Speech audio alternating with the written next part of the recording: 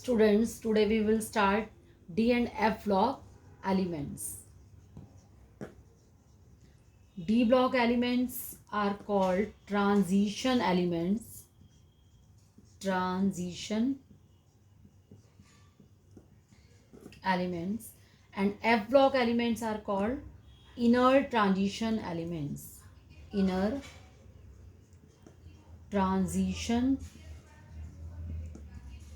elements. There are 18 groups in periodic table. D block elements lies between S and P block elements. Is the S block elements, group 1 to 2, D block elements 3 to 12, and P block elements 13 to 18. Why D block elements are called transition elements? Transition means change, यानी D block elements S और P के बीच में हैं तो properties में changes लेकर आते हैं. एस ब्लॉक इलेक्ट्रोपॉजिटिव है, यहाँ पर क्या आ गए इलेक्ट्रोनेगेटिव एलिमेंट्स, तो इन दोनों के बीच में प्रॉपर्टीज में चेंजेस आते हैं. That's why d block elements are called transition elements. अब now the definition of transition elements. Transition elements होते क्या हैं आपके? ट्रांजिशन एलिमेंट्स में यानी डी ब्लॉक एलिमेंट्स की क्या कैरेक्टरिस्टिक्स हैं, किन एलिमेंट्स को आप ट्रांजिशन एलिमेंट्स कहते हो? तो transition elements are those elements which have incompletely filled d sub shell. Incompletely filled मतलब डी में कितने होंगे 1 to 9. Incompletely filled d sub shell in their ground state और in any of their oxidation state. किसी भी oxidation state में या elemental form में डी में 1 to 9 तक होने चाहिए. ठीक है, तो डी ब्लॉक एलिमेंट्स आप टॉप टू बॉटम नहीं लर्न करेंगे, ऐसे रो वाइज पढ़ेंगे. तो first row start from scandium 21, scandium, titanium, vanadium, chromium, manganese, iron, cobalt, nickel, copper and zinc. This row complete यानी 3D में last electron fill in the 3D. Second row start from yttrium 39 से start होता है और last इसका जाता है पूरा कैडमियम यानी 48 4D. Third row start from lanthanum 57, then hafnium 72 to कहाँ पर एंड होता है इसका मरकरी 80 और लास्ट जो इलेक्ट्रॉन जाता है वो 5D में जाता है. And the fourth row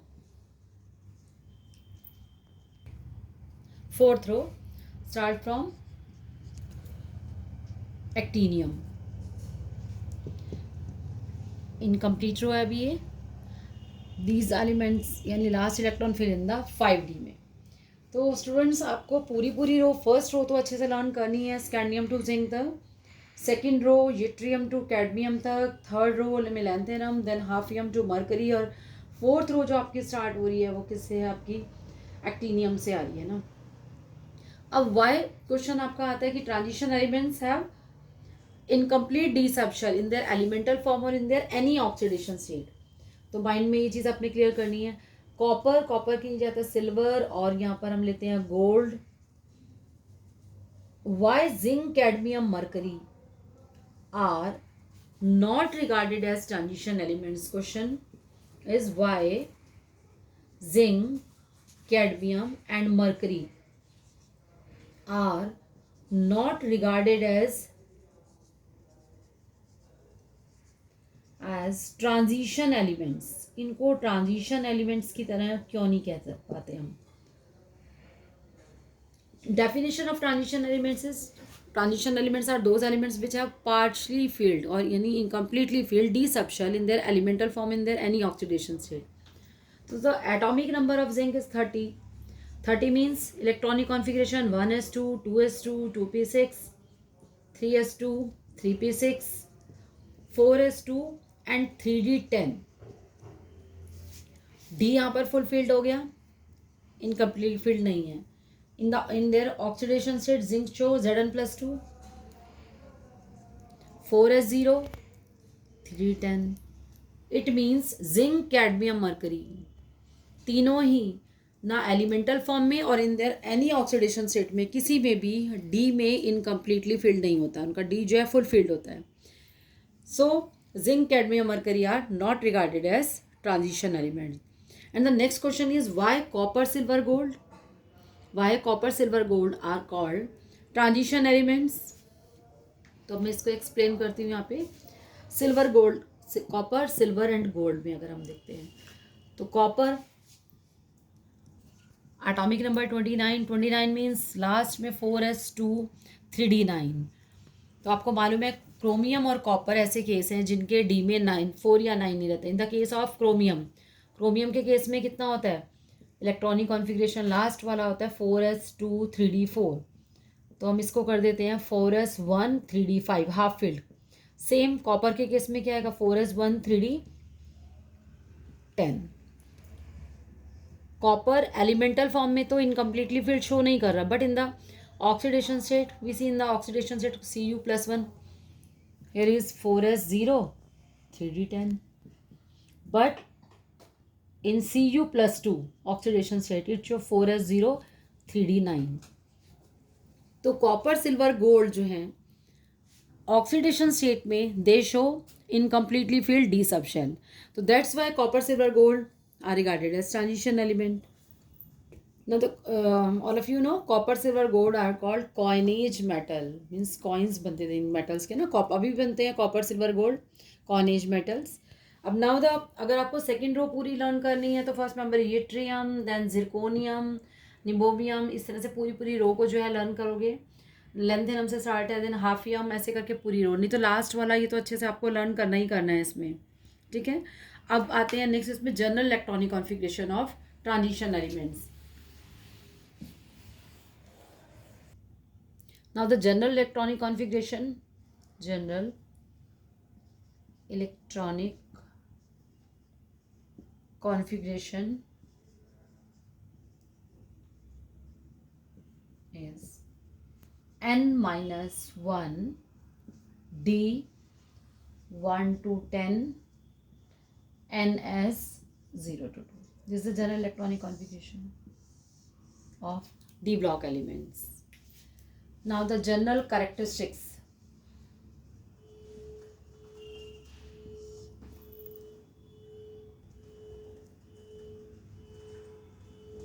General characteristics of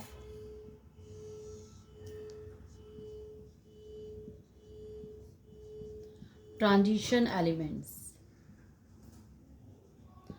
अब वन बाय वन इनकी प्रॉपर्टीज़ को डिस्कस करेंगे। First is atomic radius, atomic radius. In first row normally आप left to right atomic radius हमेशा क्या होती है, डिक्रीज होती है due to increasing effective nuclear charge. And top to bottom हमेशा क्या होता है, इंक्रीज होती है due to increasing number of shells. ये ऑलरेडी आप लोग पढ़ चुके हैं। नाउ स्कैंडियम से, scandium, titanium, vanadium, chromium, scandium, titanium, vanadium, chromium, manganese, iron, cobalt, nickel, copper and zinc. Transition element की फर्स्ट रो में एटॉमिक रेडियस कैसे वेरी कर रही है। First the atomic radius decrease, यहाँ तक क्या हो गई इसकी, बिल्कुल डिक्रीज हो रही है। क्यों डिक्रीज हो रही है, फर्स्ट डिक्रीज हो गई, देन कांस्टेंट, और लास्ट में क्या हो गया, इंक्रीज। फर्स्ट डिक्रीज हो गई, देन कांस्टेंट, और फिर लास्ट में क्या हुआ, इंक्रीज हुई। Why the atomic radius first decrease, decrease क्यों होती है, due to increasing effective nuclear charge, due to increasing effective nuclear charge. यहाँ आप देख रहे हो आयरन टू निकल, यहाँ कांस्टेंट हो गई because effective nuclear charge and screening effect balance each other. आपको मालूम है पूरी रो में अफेक्टिव न्यूक्लियर चार्ज हो रहा है, बट डी में यहाँ पर 1 आ गया, 2, 3, 4, 5, 6, 7, 8, 9 और 10, यानी धीरे धीरे नंबर यानी डी में इलेक्ट्रॉन्स बढ़ते चले आ रहे हैं और वो किसका काम कर रहे हैं, स्क्रीन का। तो आयरन टू निकल कांस्टेंट हो गई because effective nuclear charge and screening effect balance each other. पूरा लिख देती हूँ, effective nuclear charge and screening effect balance each other but at the end of the row, पूरी रो के एंड में आके कॉपर और जिंक, यहाँ पर आके जिंक की एटॉमिक रेडियस जो है कॉपर से बड़ी होती है, तो it may be due to electron repulsion, यानी स्क्रीनिंग इफेक्ट क्या होता है यहाँ पर बढ़ जाता है, तो यहाँ आके इंक्रीज हो रही है ड्यू टू इलेक्ट्रॉन रिपल्शन की वजह से। और आप इसको कह सकते हैं स्क्रीनिंग इफेक्ट यहाँ पर जो है बढ़ जाता है इस वजह से। तो फर्स्ट एटॉमिक रेडियस जो है डिक्रीज होती है due to increasing effective nuclear charge, mid में आके कांस्टेंट हो गई because effective nuclear charge and screening effect balance each other, and the end of the row atomic radius increase हो रही है ड्यू टू इलेक्ट्रॉन रिपल्शन की। Okay, repulsion. Second is metallic character. All transition elements are metals, सारी की सारी metals हैं, तो all transition elements are metals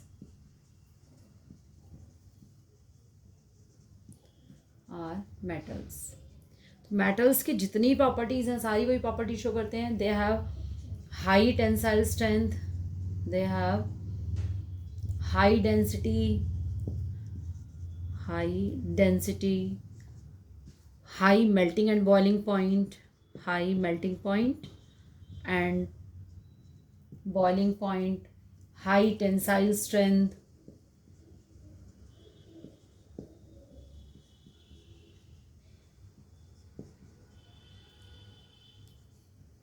high malleability, they show malleability, ductility,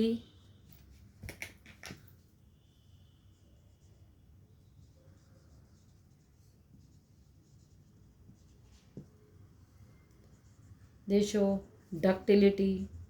तो जितनी भी मेटल्स की सारी प्रॉपर्टीज़ हैं, ये सारे ट्रांजिशन एलिमेंट सारे के सारे मेटल्स हैं, they have high density, melting point.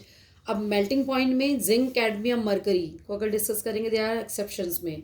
Zinc, cadmium, mercury के melting and boiling point high नहीं होते because there is metallic bond जो होता है कैसा होगा, वीक होगा, क्योंकि डी इज़ ऑलरेडी फुलफिल्ड होगा इसमें, जिंक, कैडमियम और मरकरी के केस में। अदरवाइज आगे डिस्कस करेंगे तो मेल्टिंग और बॉइलिंग पॉइंट में क्रोमियम, मॉलिब्डेनम एंड टंगस्टन के होंगे हाई होंगे due to presence of maximum number of unpaired electron. तो वो आगे नेक्स्ट पॉइंट में मैं डिस्कस करूँगी। अभी तो जितनी है टेंसाइल स्ट्रेंथ आपको मालूम है, मेलिबिलिटी मालूम है, डक्टिलिटी, सोनोरस प्रॉपर्टी भी आपको मालूम है, साउंड आती है, रिंगिंग साउंड, यानी बेल्स वगैरह जो बनती हैं। तो ये सारे ऑलरेडी आप जो है 10th में चैप्टर उसमें जो है मेटल नॉन मेटल जो आपका चैप्टर था उसमें 11th में इनकी प्रॉपर्टीज़ के बारे में पढ़ चुके हो।